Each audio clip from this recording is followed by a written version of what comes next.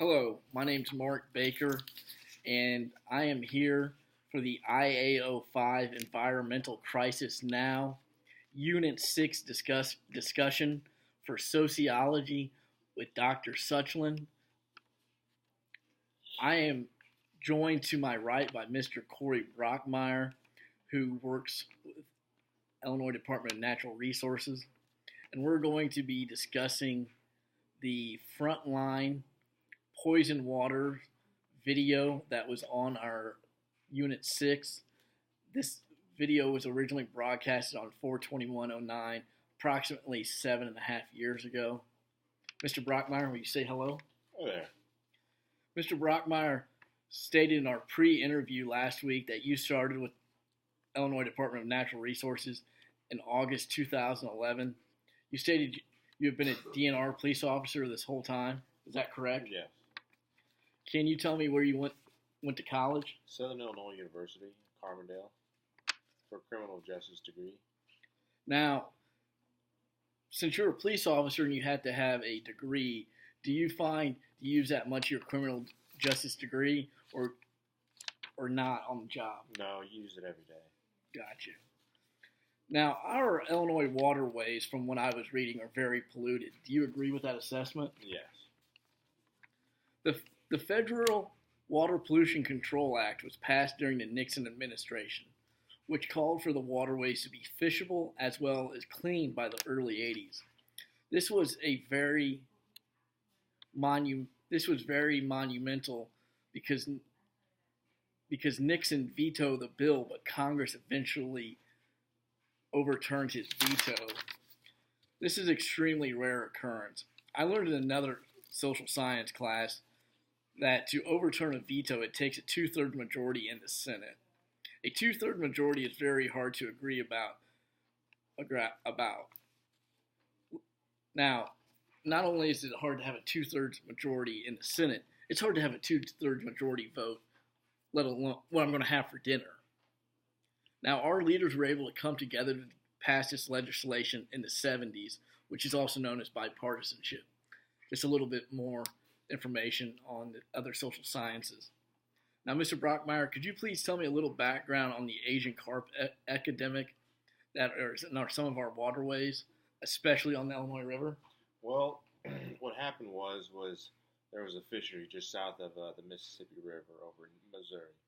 Well, the Mississippi flooded, which ended up flooding into that hatchery, which then introduced that fish all the way to the Mississippi River, and then every tributary that leads into the Mississippi is now infected by these Asian fish. Gotcha.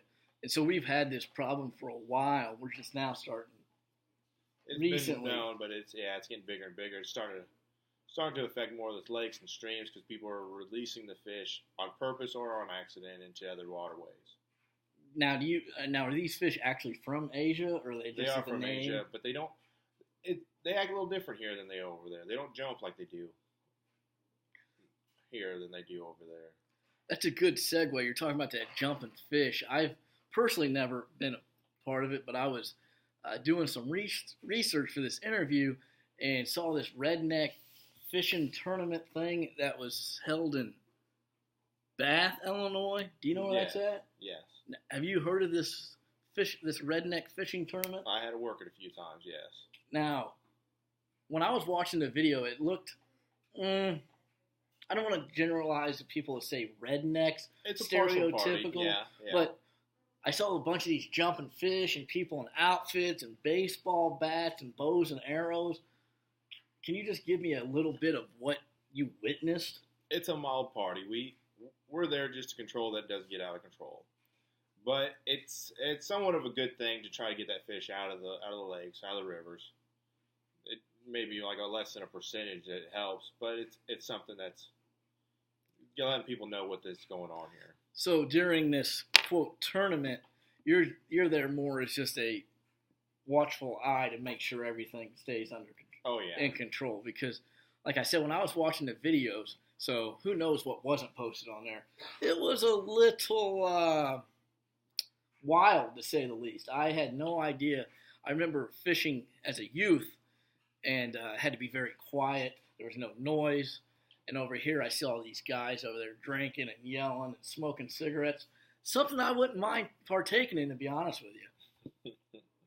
Now, Lake Springfield, I know, has also had an issue with contaminated water. Now, there's no Asian carp in Lake Springfield, is No. there? Okay. Has there ever been? No. Okay. Now, this was before you were at DNR, but do you remember anything about the leptospirosis? I'll spell that out. I don't know if I got that I can't even say that word. Anyway, it's Leptospirosis. Now, can you tell me anything about that? To my knowledge, in most of it, it was runoff from the fields. The pesticides that the farmers used got washed off the fields, down the creeks, and into the lakes. Gotcha. Now, that was in the late 90s. So you and I believe, are about the same age. So we would have just been entering our teens. Did any of that have anything to do with you wanting to be a conservation officer, being a youth, and going out? I know you used to go out fishing a lot on Lake Springfield. Did that change anything? Like, were you able to still keep the fish? No, they had a hold on the fish. And that kind of put me into this type of trade because I was like, well, what can I do to stop this type of pollution from ever happening in our waterways again? Because there was a time where you couldn't swim in that water. They shut it all down almost for a couple months just to see what was going on. Oh, the beach marina. Also, yeah. Yeah, I remember that now. My sister used to babysit us and take us out there middle of July. Oh, man, that was not a fun place. Did you ever go out there too? Or I had as a kid, yes. Got you. Well, Mr. Brockmeyer, I appreciate your time. Is there anything else you'd like to add that I didn't ask? No, I think you did a pretty good job. All right. Other than working on my enunciation, I think this was a success. Thank you. Until next time.